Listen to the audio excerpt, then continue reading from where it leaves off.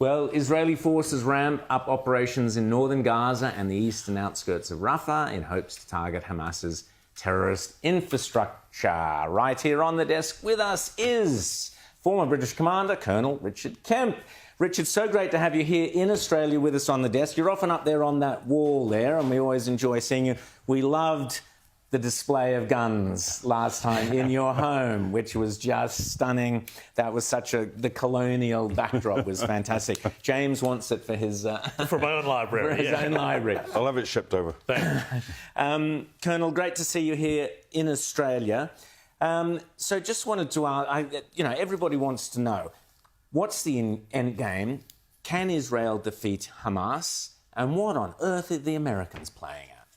Before I answer that, I'd like to say it's really great to be here in Australia. I always enjoy coming here. Such a wonderful country. And secondly, you mentioned the common sense of youth. I've had the pleasure of visiting many schools here in Australia since I've been here, including Kessatora here in Sydney. And I've encountered a great deal of common sense of youth, and it gives me a good deal of optimism for the future when these, particularly the Jewish children I've met, are so confident, so articulate and so knowledgeable. As far as whether Israel can defeat Hamas in Gaza, I think that's what's going to happen. We've seen the IDF fighting extremely effectively. I've been inside Gaza several times while the war's going on with the IDF, and I've seen their actions on the ground. Extremely effective. Hamas, when they come up against real soldiers as opposed to civilians in their homes, they do one of three things. They either run away, they die, or they surrender. And when they surrender, they spill the beans. So I'm optimistic and confident about Israel's success in Gaza once it really embarks on the full campaign in Rafah. As for what the US is doing, I think the US is doing two things. First of all, in trying to pressure Israel to stop fighting, an obsession with not going into Rafah and dealing with that, and therefore not finishing off Hamas. I think, firstly, they're playing to the domestic electorate, which the majority support Israel, 80%, I think, according to recent polls, but there are many who don't, and Biden wants their votes as well and is prepared to put that above the survival of Israel. And secondly, they're desperate, Biden particularly desperate to appease Iran. He doesn't want Israel to finish off Iran's major proxy in that area. And it's all part of his long-term plan to empower and give Iran more authority in the region. And it's shameful, it's disgraceful. James. Well, we've had some breaking news in the last couple of hours that Benny Gantz, the opposition politician, former defense minister in the war cabinet, has issued a deadline of June 8th to the Netanyahu government to say, you've got to find a way to wrap this war up. This is a huge problem for Netanyahu, but also is Benny Gantz being used by the Biden administration as a way to try and get somebody more amenable to their pro-Iran position into power in Israel if Netanyahu is so insistent on defeating Iran rather than allowing its proxies to run rampant, which seems to be what this White House is keen to do?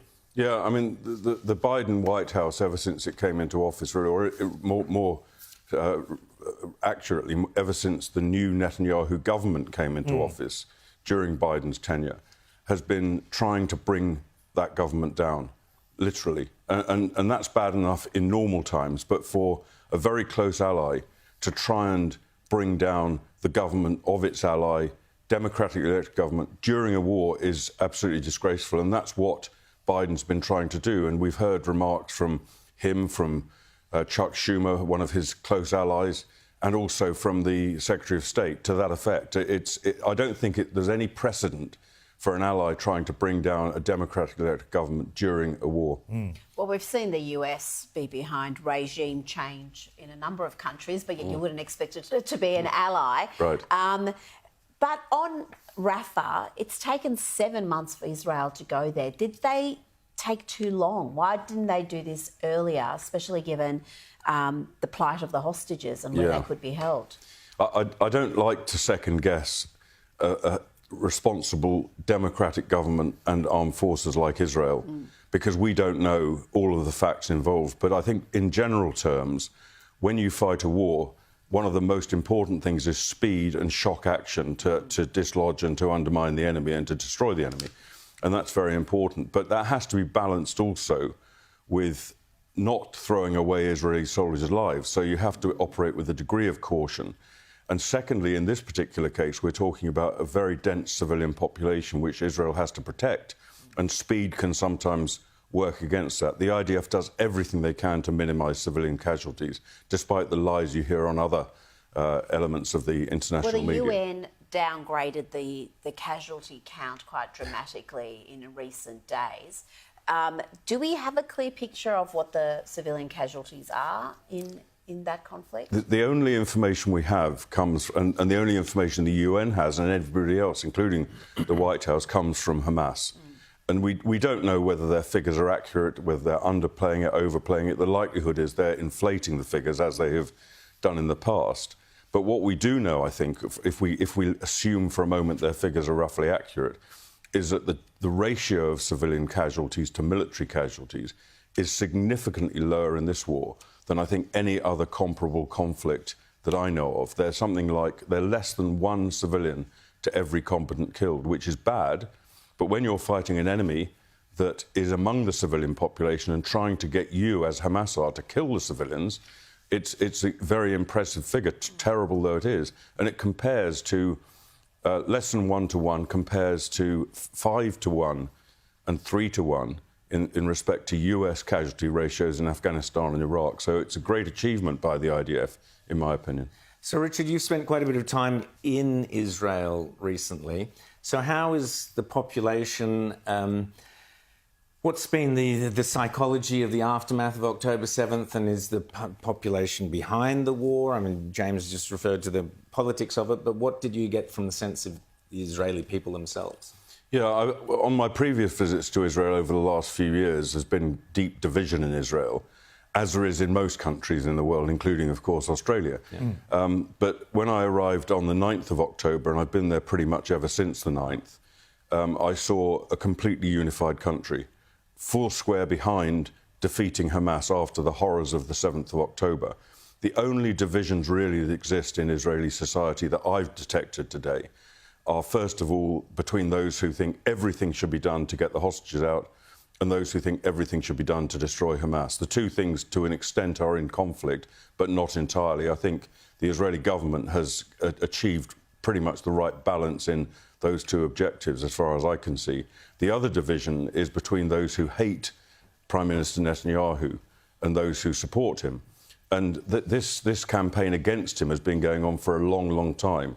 And I would have hoped that in this war, the anti-Netanyahu faction could have unified behind him for this conflict and then maybe take it up again afterwards. But generally speaking, I think the majority of the population are right behind the government and the war that's going on now. And we've frequently spoken about the threat of Iran, nuclear weapons and so on. That threat has just obviously increased.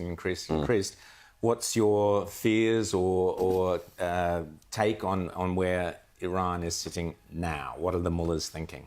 Well, Iran, of course, is 100% behind everything that's going on now in Gaza and Israel. Hamas is an Iranian proxy, as is Islamic Jihad, the junior terrorist partner in Gaza. Hezbollah in the north, which has been attacking Israel daily since the 7th of October, is another Iranian proxy, as are various proxies all around Israel. They call it the Ring of Fire. So Iran has got its fingers on all of it. And, of course, Russia and Iran and China and Iran are closely linked. And no doubt there's Russian and Chinese hands behind this as well. But the biggest fear, I think Israel can defeat without problem all of these networks. I say without problem. There will be problems, but they can do it. The nuclear issue, which you mentioned, is the really big one. And Iran is on the cusp of developing nuclear missiles. That's not going to be stopped under President Biden. Maybe a subsequent president will do something more effective. But meanwhile, Israel's got to maintain its military and covert campaign against the Iranian nuclear program.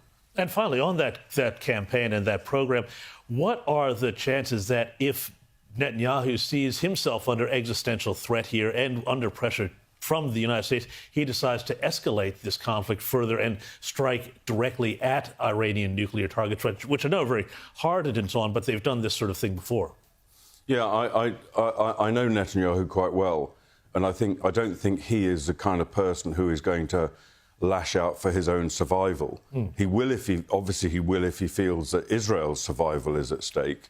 He will escalate against Iran if that is necessary. But meanwhile, I think he's taking a much more measured approach and working hard now to deal with Hamas, subsequently with Hezbollah, decisively, I think.